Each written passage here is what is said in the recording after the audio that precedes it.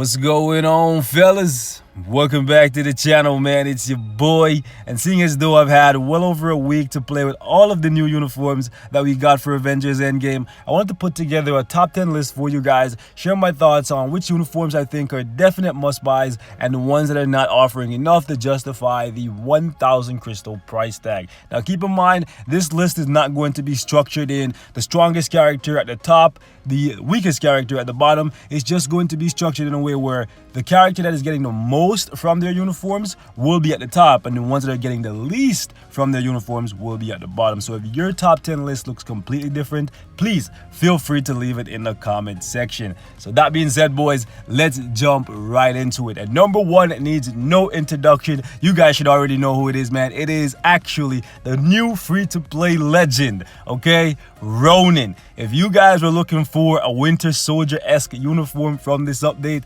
Netmarble delivered once again, and they delivered in a really big way. Like seriously, even better, yes, even better than Winter Soldier. Hawkeye is now a legend in Marvel Future Fight, or should I say Ronin, because Hawkeye is dead. You are never going to have to look at this pathetic specimen of a character, and I, for one, am very, very happy. Seriously, boys, this uniform is a must-buy if I've ever seen one. It literally took this guy out the gutters, as a character that is so weak that he couldn't even clear stage 1 of Shadowland, to now being able to do stage 50 plus against multiple world bosses while he's still at level 60 without Urus or none of that. Seriously, boys, he's so freaking powerful in this uniform that I absolutely have to recommend him to everyone. Seriously, freaking awesome. Damage is great, survivability is great, very easy to use, and I'm saying literally all you need to use with this guy is 3 skills. You get a massive buff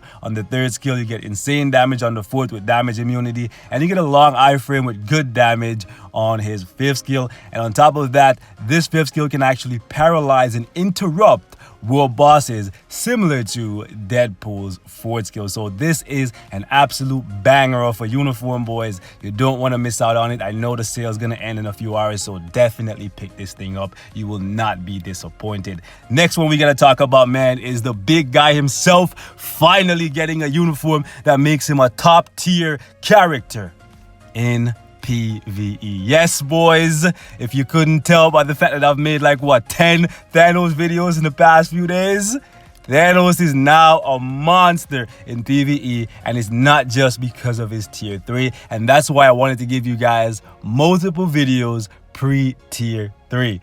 If you didn't see those videos, go check those out, man. Thanos is actually becoming a monster in this uniform thanks to the fact that they made some pretty significant changes to his first 3 skills that actually offer really good damage now, whereas before they were kind of so-so, right? He also gets defense down and fracture on his 2nd skill, which makes him even deadlier for PvP. He also gets a massive attack buff on his 3rd skill. Skill also does really good damage, has good AoE as well. So yeah, absolutely loving Thanos in this uniform, and his uniform bonus is insane. And I'm saying 20% extra damage against superhero and a flat 50% reduction when he's up against superheroes, and everybody else is just 20%. But still, absolute banger of a uniform. I know it costs a lot to build this guy, but trust me, you will not be disappointed if you pick up this uniform.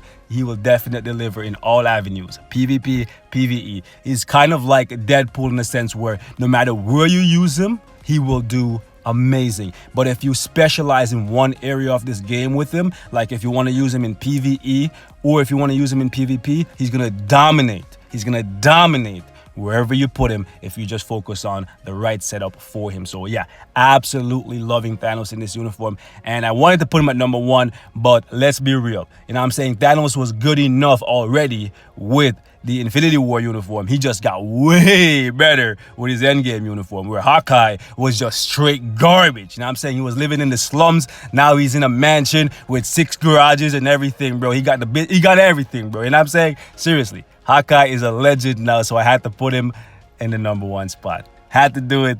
You know what I'm saying? So yeah, I'm very happy. Number 3 on this list is actually going to be Captain America, because they took the guy who was already really good at staying alive and made him even harder to kill by giving him invincibility. You know what I'm saying? 3 iframes, actually 4 iframes, and he has 3 skills that give him immunity with insane damage on his 4th skill now with so many hits and defense down. He's such a freaking beast. On top of that, they gave him a 15% all attack buff when he's hit. You know what I'm saying? 50% chance when he's hit. Captain America is always up in the face of the enemy, so he's always going to get hit. So this is basically always going to activate. Absolutely loving Captain America in this uniform. It doesn't matter if you rock him in the team suit or the endgame uniform, but if you want as much survivability as possible, the team suit is the best because it offers you an additional Avengers shield. It's only 1 hit, but it's just extra survivability that you can have for the same cost as this one. This one looks a little bit better, but this one looks different, so I rock him with this one, and I bought both because I really like Cap. So yeah, number 4 on this list was really hard for me to decide on because I wanted to put Ant-Man here, but ultimately I decided to give it to the Hulk. Yes, I wanted to put Ant-Man in the number 4 slot. However, I gave it to Hulk because I felt like he got just a little bit more. You know what I'm saying? Having 5 stuns, a stun on every single one of his skills with a fracture effect on every single one of his skills, make him an amazing character for PvP. You know what I'm saying? We're in the heal / debuff meta right now, so yeah. With Deadpool left and right, you know what I'm saying, with Thanos left and right, with Wolverine left and right, having a character that you can use to stop characters from healing, you know what I'm saying, is really, really good. I'm not going to say he's going to dominate PvP, but he's now a viable option, especially considering the fact that he has iframe ignore on boxer shuffle. You know what I'm saying? Hulk is actually a viable character. His damage in this uniform is like at least double what it was in the Ragnarok uniform for PvE, and he now has some PvP value as well, which he never did before. So he went from being a character that was going to struggle mightily in PvE to now he can do it at a very high level, and he also has some PvP value as well. So yeah, I feel like his uniform is doing a lot for him. Next up, number 5 is Ant-Man. It was really split between the two, but yeah, Ant-Man in the number 5 slot thanks to the fact that they finally decided to get rid of the train. You know what I'm saying? They cured him of the Nightcrawler syndrome, and he delivered.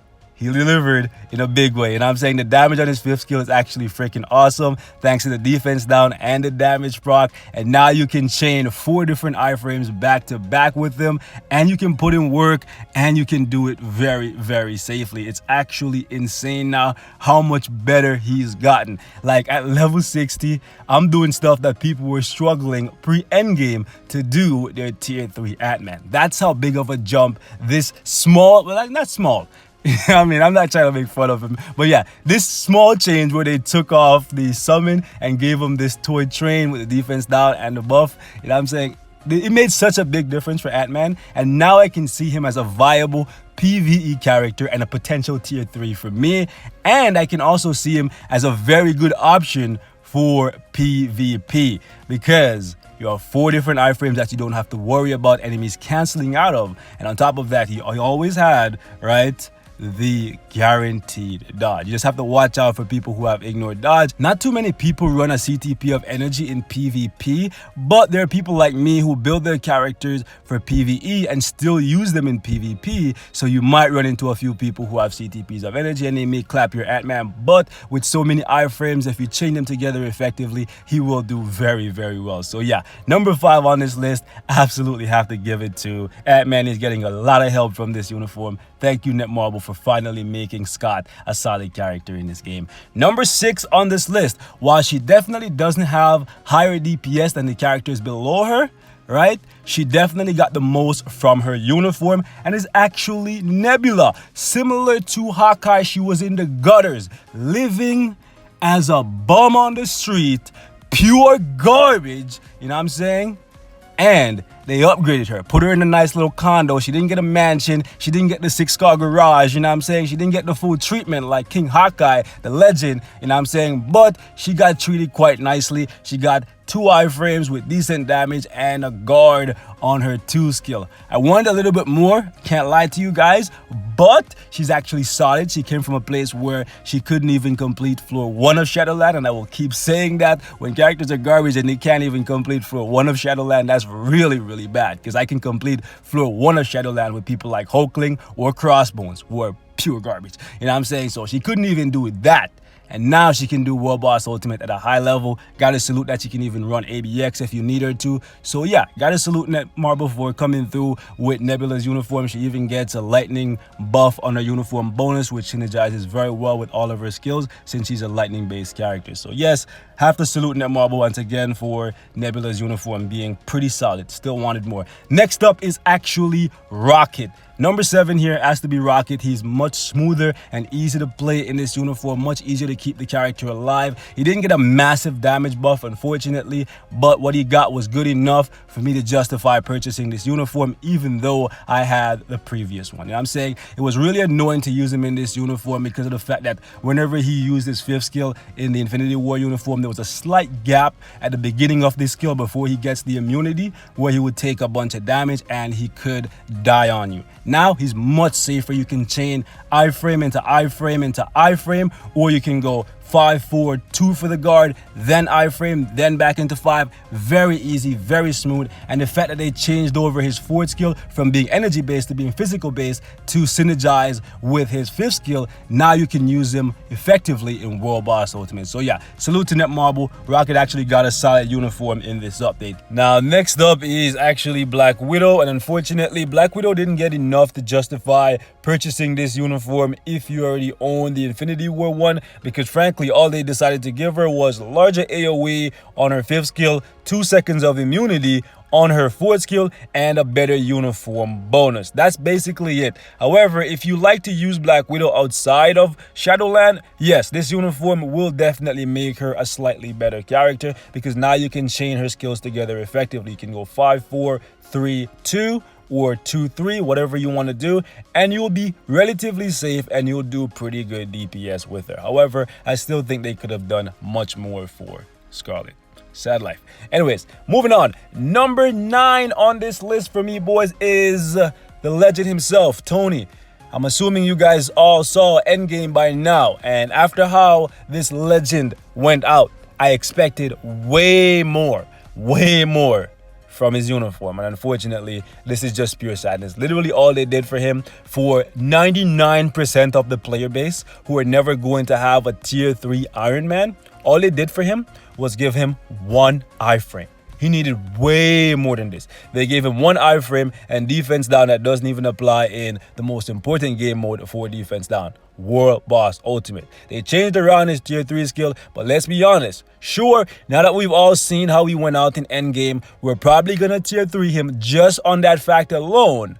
But for the other people who aren't gonna tier 3 him, you're basically buying this uniform and getting nothing in return. You know what I'm saying? It looks awesome, and I really hope they actually rework this to make Tony way better than he currently is, because this, in my opinion, as of right now, for the most part, unless you already have him at tier 3 or you're gonna tier 3 him, is a waste of crystals. That's it. Next up, and the final character on this list, the character that I personally feel is getting the least out of their endgame uniform, War Machine. Seriously, this guy's team suit or his endgame uniform, whichever one you decide to pick up, is basically just a copy paste, a rehash of everything that you had previously on the Infinity War uniform. Basically all they did was give him a better uniform bonus and 1 iframe. They basically gave him the same thing that they gave to Iron Man, just he doesn't have a tier 3 skill for them to change. So I'm saying if Iron Man's uniform is not worth the crystals, his isn't worth the crystals either. Yes, if you don't have a uniform, or if you're rocking him with Iron Patriot,